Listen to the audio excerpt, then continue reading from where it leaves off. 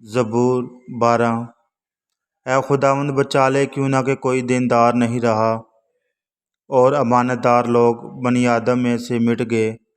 وہ اپنے اپنے ہمسایہ سے جھوٹ بولتے ہیں، وہ خوشمادی لبوں سے دو رنگی باتیں کرتے ہیں۔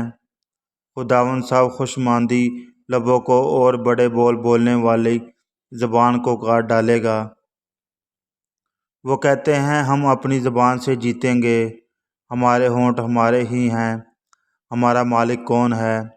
غریبوں کی تباہی اور مسکینوں کی آہ کے سبب سے خداوند فرماتا ہے کہ اب میں اٹھوں گا، اور جس پر وہ پکارتے ہیں اسے امن و امان میں رکھوں گا۔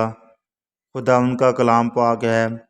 اس چاندی کی مانند جو بھٹی میں مٹی پر تائی گئی اور 7 بار صاف کی گئی، تو ہی ان کو اس پشت سے ہمیشہ تک بچا رکھے گا۔ جب بنی آدم میں پاجیبن کی قدر ہوتی ہے تو شریر ہر طرف چلے پھرتے ہیں۔ آمین۔